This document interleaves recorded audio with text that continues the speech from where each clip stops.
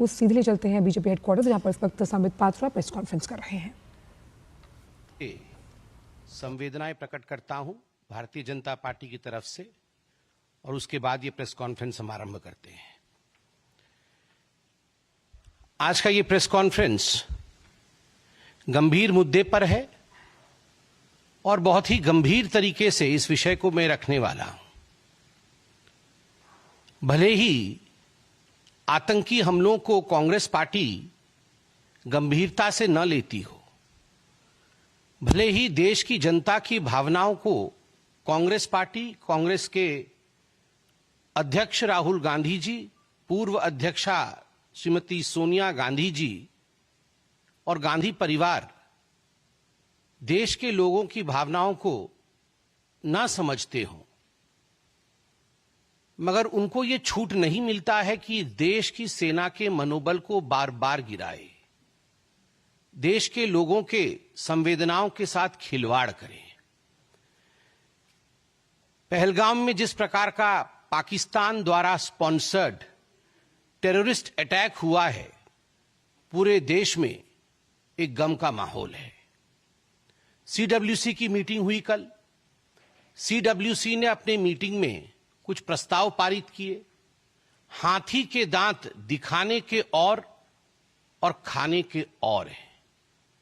CWC के meeting में जो प्रस्ताव पारित हुए, उसके तुरंत बाद कांग्रेस पार्टी ने एक दूसरा प्रेस कॉन्फ्रेंस कराया, और प्रेस कॉन्फ्रेंस एक बहुत ही महत्वपूर्ण राज्य के पूर्व मुख्यमंत्री, एक बॉर्डरिंग स्टेट, उसके पूर्व मुख्यमंत्री श्री चरणजीत सिंह चन्नी जी द्वारा यह प्रेस कॉन्फ्रेंस किया गया। और आप सोच के देखिए, स्ट्रैटेजिकली ये कांग्रेस का प्लान्ड विजन है कि यह प्रेस कॉन्फ्रेंस भी सीडब्ल्यूसी के मीटिंग के पश्चात एक तरफ खड़गे जी कुछ बोलेंगे एक रिजोल्यूशन के बारे में, और दूसरी तरफ बॉर्डरिंग स्टेट के पूर्व मुख्यमंत्री, वर्तमान के सांसद और उनके एक बहुत बड़े नेता चन्नी साहब पैरेलल प्रेस कॉन्फ्रेंस करेंगे, और पैरेलल प्रेस कॉन्फ्रेंस करके कहेंगे कि 2019 में पुलवामा के समय भारत की सेना ने, भारत की वायु सेना ने जो सर्जिकल स्ट्राइक पाकिस्तान के ऊपर किया था, वो गलत था, वो हुआ ही नहीं था। उनके शब्द हैं, मैं पढ़ रहा हूं। आपके देश पर कोई बम गिरा जाए और आपको पता ना चले, कहीं कुछ नहीं हुआ था, कोई सर्जिकल स्ट्राइक नहीं हुआ था, किसी को पता नहीं चला, कुछ नहीं दिखा, और मैंने तो हमेशा इसका सबूत मांगा है, हमेशा। प्रधानमंत्री जी के 56 इंच के सीने के ऊपर भी उन्होंने प्रश्न चिन्ह लगाया और उनके ऊपर टॉन्ट कसा। आप बताइए, 2019 के सर्जिकल स्ट्राइक को लेकर पाकिस्तान में खलबली मची। पाकिस्तान के तमाम मंत्रियों ने इस विषय को स्वीकारा। पाकिस्तान के मंत्री और पाकिस्तान के सेना के अधिकारी अभी भी कह रहे हैं कि फिर से सर्जिकल स्ट्राइक न हो जाए। आप लोग जो मीडिया के बंधु यहां बैठे हैं, रोज इस पर डिबेट हो रही है, और आप पाकिस्तान के बड़े अधिकारियों के बयानों को बाई रिकॉर्ड चला रहे हैं, जहां वो खुद कह रहे हैं कि हमें डर है कहीं सर्जिकल स्ट्राइक न हो जाए। कोई कहीं गुहार करने भाग रहा है, कोई कहीं और गुहार करने भाग रहा है। और वैसे में कांग्रेस पार्टी का यह प्रेस कॉन्फ्रेंस कि पुलवामा के समय सर्जिकल स्ट्राइक नहीं हुआ, क्या यह भारत की सेना और वायु सेना के मनोबल को नहीं गिराता है? क्या कहीं ना कहीं ये देशवासियों के मनोबल को नहीं गिराता है? मैं ये प्रश्न करना चाहता हूं कि कांग्रेस कोई भी ऐसा अवसर, कोई भी ऐसी कसर क्यों नहीं बाकी छोड़ती जिसमें पाकिस्तान की सेना और पाकिस्तान के सरकार को, पाकिस्तान के आतंकवादियों को ऑक्सीजन सप्लाई जहां होता हो। हर समय पाकिस्तान के आतंकवादियों को और पाकिस्तान की सेना को ऑक्सीजन सप्लाई करने का काम ये कांग्रेस पार्टी करती है। उनका मनोबल बढ़ाने का काम ये कांग्रेस पार्टी करती है। ये कांग्रेस का एक तरीका रहा है कि ये लिख के कुछ, मुझे तो कहने में किसी प्रकार का गुरेज नहीं है, ये बाहर से सीडब्ल्यूसी और अंदर से पीडब्ल्यूसी है। ये बाहर से सीडब्ल्यूसी है और अंदर से पीडब्ल्यूसी है। बाहर से कांग्रेस वर्किंग कमेटी है और अंदर से देखा जाए तो पाकिस्तान वर्किंग कमेटी है। ऐसे तो नहीं हो सकता है ना कि हर दिन एक नेता बाहर निकल के आए और एक प्रेस कॉन्फ्रेंस करे, इंडिया को कोसे, प्रधानमंत्री मोदी जी के खिलाफ बोले और पाकिस्तान के समर्थन में बोल दे। It is more than a coincidence. ये एक बार हो सकता है, 2 बार हो सकता है, चलो 3 बार हो सकता है, मगर जब से आतंकी हमला हुआ है 22 तारीख से, हर दिन मैं फहरिस्त गिनाऊंगा तो फहरिस्त लंबी है और आप जानते भी हैं, मगर फिर भी सैफुद्दीन सोज जो इनके मंत्री रह चुके हैं, बड़े नेता है कांग्रेस पार्टी के, कश्मीर से ही हैं, खुद निकलकर कहते हैं कि हमें बात मान लेनी चाहिए पाकिस्तान की कि आतंकवाद की गतिविधि में पाकिस्तान का कोई हाथ नहीं है, हमें पानी बंद नहीं करना चाहिए पाकिस्तान का। सैफुद्दीन सोज का यह बयान है। सिद्धरमैया जी, रोना धोना शुरू हो गया सिद्धरमैया जी का डे 1 से कि युद्ध नहीं होना चाहिए, युद्ध अच्छी बात नहीं है, पाकिस्तान को छोड़ देना चाहिए। क्यों छोड़ देना चाहिए जी? उसके बाद आरबी तिम्मापुर जो मंत्री हैं कर्नाटक में, उनका कहना है कि नहीं, सरकार झूठ बोल रही है। ये जो आतंकी आए थे, इन्होंने कोई धर्म नहीं पूछा, किसी से मजहब नहीं पूछी और ऐसे ही गोली चला दी। और जो टूरिस्ट ऐसा कह रहे हैं कि मजहब पूछ करके मारा है, उनका कहीं ना कहीं मेंटल फॉगिंग हुआ है। यह आरबी तिम्मापुर का बयान है। बीके हरिप्रसाद, मंत्री कर्नाटक, बड़े नेता कांग्रेस पार्टी के, वो कहते हैं आपके लिए, भारतीय जनता पार्टी के लिए पाकिस्तान दुश्मन राष्ट्र होगा, एनिमी कंट्री होगी, हमारे लिए तो पाकिस्तान नेबरिंग कंट्री है। मुझे तो आदरणीय हेमंत बिस्वा शर्मा जी की बात याद आ गई। अभी कुछ दिन पहले मैं देख रहा था, हेमंत बिस्वा शर्मा जी ने अपने एक इंटरव्यू में कहा कि एक बहुत बड़ा नेता है कांग्रेस पार्टी का, जो अटारी बॉर्डर से क्रॉस करके 15 दिन तक पाकिस्तान में रहे, बिना किसी को बता करके चले गए पाकिस्तान, और 15 दिन तक पाकिस्तान में रहे। मैंने हेमंत जी का वो इंटरव्यू सुना कि कहीं फ्लाइट से जाना पड़े, एयरपोर्ट से जाना पड़े तो पकड़ में आ जाएंगे, इसलिए चोरी चोरी चुपके चुपके अटारी बॉर्डर क्रॉस करके कांग्रेस का एक कद्दावर नेता 15 दिन तक इस्लामाबाद में रहता है। और माननीय हेमंत जी ने जो कहा कि उनके बच्चे भी भारत के नागरिक नहीं हैं, यह तो बड़ा ही गंभीर विषय है। तो ये क्या मामला है? तो बीके हरिप्रसाद कहते हैं हमारे लिए तो बड़ा प्यारा नेबरिंग कंट्री है, ये पाकिस्तान जो है एनिमी कंट्री होगी बीजेपी की। हां, आपके सांसद 15 दिन रहते हैं, आपके बच्चे यहां के सिटीजन ही नहीं है, तो आपके लिए तो नेबरिंग कंट्री होगा ही वो बड़ा प्यारा।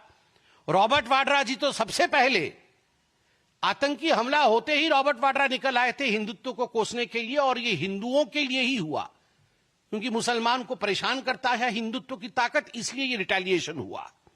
विजय वाडेत्तिवार जो कांग्रेस के एमएलए हैं, उन्होंने कहा टेररिस्ट ने कोई धर्म नहीं पूछा, टेररिस्टों के पास इतना समय भी नहीं है धर्म इत्यादि पूछने का, तो ये गलत बात है। सोचिए, टेररिस्ट के पास समय है नहीं है, क्या किया क्या नहीं किया, ये बेचारे जो पर्यटक मारे गए उनसे अधिक ये विजय जी जानते थे कांग्रेस के। मणिशंकर अय्यर ने कहा the Pahalgam attack is a manifestation of the unresolved questions of partition.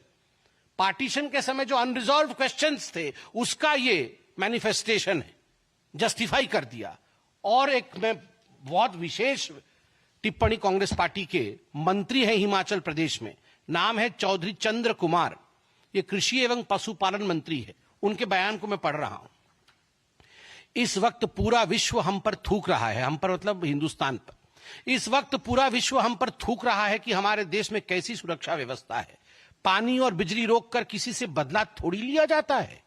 जब सरकार इन आतंकवादियों का खात्मा नहीं कर पा रही है तो अंत में पड़ोसी देशों पर थोप दिया जा रहा है कि उन्होंने फैलाया। दहशतगर्दी तो पाकिस्तान में भी है, अफगानिस्तान में भी है, कनाडा में भी है, अमेरिका में भी है। किसी का पानी और बिजली रोक देने से बदला नहीं होता है, ये इंटरनेशनल एग्रीमेंट है। टेबल पर बैठकर पॉलिटिकल सॉल्यूशन ढूंढना पड़ेगा, गोली बंदूक से कोई हल नहीं होता। 28 अप्रैल को चौधरी इंद्र कुमार, मंत्री हिमाचल प्रदेश, वो बोल रहे पूरी दुनिया हिंदुस्तान पे थूक रहा है और दहशतगर्दी तो बेचारे वो तो पाकिस्तान भी भुगत रहा है। उनका दोष थोड़ी है, ये तो हम अपने आप को बचाने के लिए पाकिस्तान के ऊपर दोष मढ़ रहे हैं, दोष थोप रहे हैं। आप सोचिए, मैं इनको पीडब्ल्यूसी क्यों ना कहूं, ये बाहर से सीडब्ल्यूसी और अंदर से पीडब्ल्यूसी, बाहर से कांग्रेस वर्किंग कमेटी, और ये तमाम जो फहरिस्त मैंने गिनवाई है, इनके बयान सुनने के बाद ये अंदर से पीडब्ल्यूसी, और फिर कहते हैं रिजोल्यूशन में हमें स्ट्रेटेजी बता दीजिए, हमें स्ट्रेटेजी बता दीजिए, किस समय, कहां, कैसे, किस हथियार से आप क्या करेंगे, ये स्ट्रेटेजी हमें बता दीजिए। वाह, आपको स्ट्रेटेजी बता दे और आप तुरंत पाकिस्तान पहुंच जाए डिक्लेयर करने के लिए कि ऐसा होने वाला है, तुरंत, बिना, मैं आपको गारंटी करता हूं, इनको अगर स्ट्रेटेजी बताई जाए ये पीडब्ल्यूसी वालों को, तो ये बिना समय गवाए कंपटीशन होगा, होड़ होगा इनके अंदर कि पाकिस्तान को पहले कौन बताएगा। ये सारे पीडब्ल्यूसी वाले वहां पहुंच जाएंगे बताने के लिए। और आपने तो देखा ही होगा, यह भी मैं आपको पढ़ के सुनाता हूं, पाकिस्तान के पार्लियामेंट में सैफुल्ला अब्रू, जो कि सीनेटर हैं पीटीआई के, सैफुल्ला अब्रू ने क्या कहा है, मैं अभी पढ़ देता हूं। सैफुल्ला अब्रू ने कहा कि अखिलेश यादव की समाजवादी पार्टी और आम आदमी पार्टी का जिक्र उसमें किया है और कहा है कि पूरी इंडिया की ऑपोजिशन पहलगाम हमले की मजम्मत, मतलब बुराई कर रही है, चाहे वह दिल्ली की आम आदमी पार्टी हो या फिर उत्तर प्रदेश की समाजवादी पार्टी, कोई मोदी का साथ नहीं दे रहा, सभी विरोध कर रहे हैं, किसी ने मोदी को सपोर्ट नहीं किया, सभी ने कहा कि ये तुम्हारा वाकया है, तुम पहले ही मुसलमानों के खिलाफ हो और अब तुमने अपने आप को ढकने के लिए कोई कवर तुम्हें नहीं देगा। वहां जय जयकार हो रही है अखिलेश यादव की, वहां जय जयकार हो रहा है अरविंद केजरीवाल का पाकिस्तान के पार्लियामेंट में। तो राहुल गांधी ने सोचा, अरे ये हम रावलपिंडी अलायंस वाले, हमारे दो लोगों का तो बड़ाई हो चुका है, तो हम पीछे क्यों ठहरे। चन्नी जी को छोड़ा कि सीडब्ल्यूसी की मीटिंग के बाद तुरंत आप प्रेस कॉन्फ्रेंस करिए, हमारी भी जय जयकार हो वहां पर। अब देखिए, कल से राहुल गांधी की, वैसे ही राहुल गांधी की जय जयकार बहुत हो रही है पाकिस्तान में, कल से उनके सीनेट में भी शुरू हो जाएगा जय जयकार पाकिस्तान में राहुल गांधी का।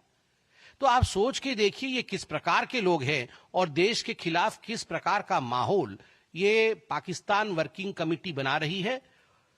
हिंदुस्तान की जनता देख रही है, हिंदुस्तान की जनता इन देशद्रोहियों को जवाब देगी और मोदी जी आतंकवादियों को जवाब देंगे।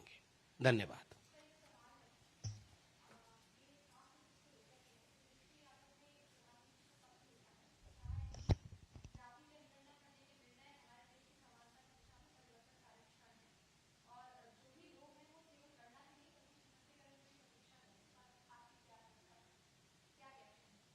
देखिए, जहां तक जाति जनगणना का विषय है, जो लोग आज उस पर, जो रावलपिंडी अलायंस वाले, जो लोग उस पर प्रश्न पूछ रहे हैं, क्रेडिट लेने की कोशिश कर रहे हैं, मैं उनसे सिर्फ इतना ही पूछ रहा हूं कि 60 दशकों तक या तो कांग्रेस पार्टी की सरकार रही या तो ऐसी सरकारें रही हैं जिसमें लालू प्रसाद यादव जी से लेकर बाकी तमाम घटकों का समर्थन रहा है। जितने भी सेंसस अभी तक भारतवर्ष में हुए वो आपके कालखंड में हुए, आपके समय हुआ। एक भी सेंसस में आपने जाति जनगणना नहीं किया। हिंदुस्तान में एक ही बार जाति जनगणना हुई थी, वो 1931 में हुई थी। उस समय आपकी सरकार नहीं थी।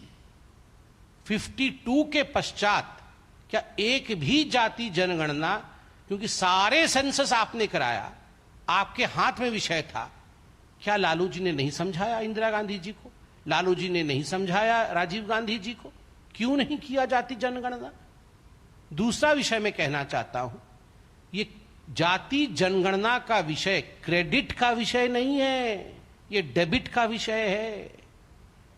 क्रेडिट लेने की होड़ मत मचाइए। डेबिट सामाजिक न्याय के लिए, गरीबों के उत्थान के लिए कौन कितना डेबिट कर रहा है, सरकारी तंत्र से, सरकारी व्यवस्था से, सरकारी खजाने से और अपने हृदय से प्यार कौन कितना डेबिट कर रहा है, यह विषय उसका है। किसने प्रधानमंत्री आवास योजना में आज आवास दिया है? किसने घर घर तक शौचालय पहुंचाया है?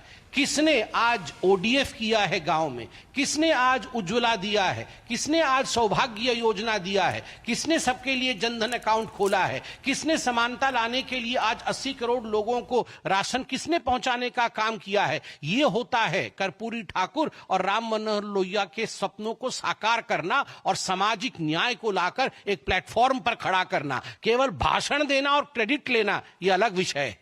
हम क्रेडिट पे विश्वास नहीं करते हैं, डेबिट करके काम करने में विश्वास करते हैं। और दूसरा, इसका सबसे बड़ा उदाहरण है गरीबी हटाओ आंदोलन। ये पूरी नेहरू गांधी खानदान, नेहरू जी गरीबी हटाओ, इंदिरा गांधी गरीबी हटाओ, राजीव गांधी गरीबी हटाओ, सोनिया गांधी गरीबी हटाओ, हट गई गरीबी। मगर अभी वर्ल्ड बैंक ने मोदी जी की तारीफ की है कि यस, नरेंद्र मोदी जी ने जो काम किया है उससे लगभग 20 crore Hindustani BPL line, below poverty line या गरीबी रेखा से ऊपर लांगे हैं, ऊपर आए हैं। ये करके दिखाना और भाषण देने में फर्क होता है। आप सुन रहे थे भाजपा मुख्यालय से जो भाजपा प्रवक्ता हैं संबित पात्रा, उनकी प्रेस कॉन्फ्रेंस, जहां पर उन्होंने जिस तरह से लगातार कांग्रेसी जो कई नेता हैं वो बयानबाजी कर रहे हैं, पाकिस्तान को मित्र देश बताया जा रहा है कांग्रेस द्वारा, उस पर सीधा हमला बोलते हुए संबित पात्रा नजर आए। उन्होंने कहा कि किस तरह से कांग्रेस हर समय सेना का मनोबल गिराती है और पाकिस्तान के मनोबल को बढ़ाने का काम करती है, और किस तरह से कांग्रेसी जो नेता हैं वो सर्जिकल स्ट्राइक को ही फेक बता रहे हैं, उसको लेकर बीजेपी अब हमलावर है। वक्त छोटे से ब्रेक का, आप देखते रहिए डीडी न्यूज।